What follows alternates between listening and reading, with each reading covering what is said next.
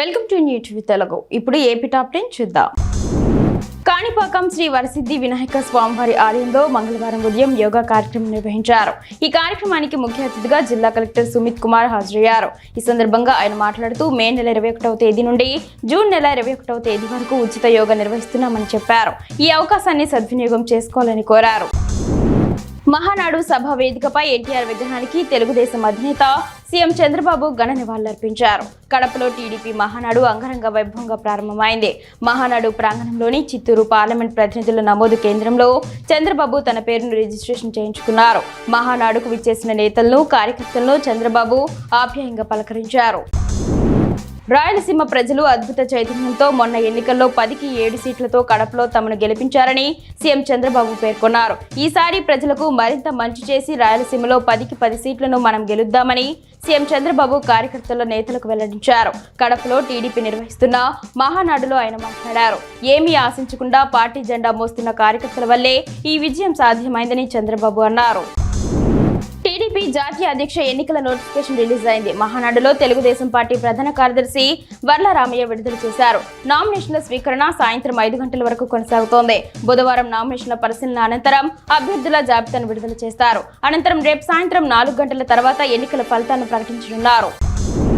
యోగాతో సంపూర్ణ ఆరోగ్యం ప్రతి ఒక్కరికి కలుగుతుందని యోగా గురువు రవి సదాశివుని పేర్కొన్నారు. నరసన్నపేట తహసీల్దార్ కార్యాలయంలో ఆయుష్ వైద్యాధికారిని సీతామలక్ష్మి ఆధ్వర్యంలో చేపట్టిన యోగాసనాల కార్యక్రమంలో పాల్గొన్నారు. ఈ క్రమంలో రెవెన్యూ, సచివాలయ ఉద్యోగులతో యోగాసనాల ప్రక్రియను చేపట్టారు. ఆయన మాట్లాడుతూ దినచర్యలో ఒక భాగంగా యోగాను చేసుకోగలిగితే ఆరోగ్యానికి ఎంతో మంచిదని స్పష్టం చేశారు.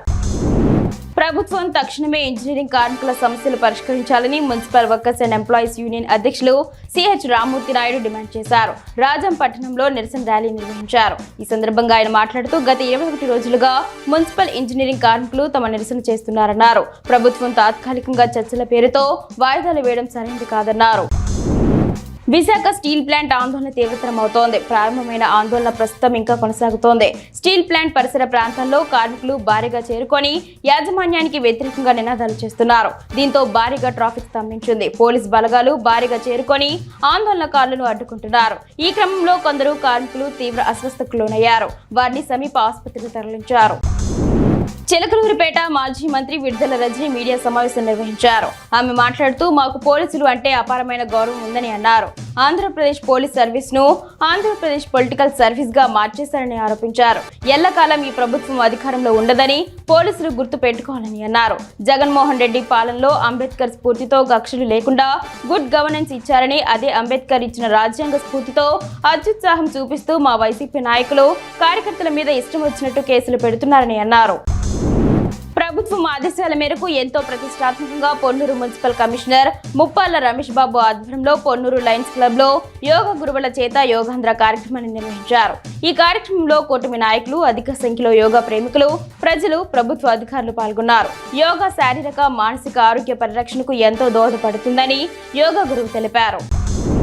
కలసపాడు పశుసంవర్ధక శాఖ ఆసుపత్రిలో చిన్నపాటి వర్షం పడిందంటే బురదమయంగా మారిపోతుందని ప్రజలు ఆవేదన వ్యక్తం చేస్తున్నారు. కురిసిన కొద్దిపాటి వర్షానికే గ్రామంలోని రహదారిపై నీరు నిలవడంతో ప్రయాణికులు తీవ్ర ఇబ్బంది పడుతున్నారని గ్రామస్తులు వ్యక్తం చేస్తున్నారు. సంబంధిత అధికారులు పట్టించుకోకపోవడంపై మండిపడుతున్నారు. వెంటనే సమస్యను పరిష్కరించాలని గ్రామస్తులు కోరారు.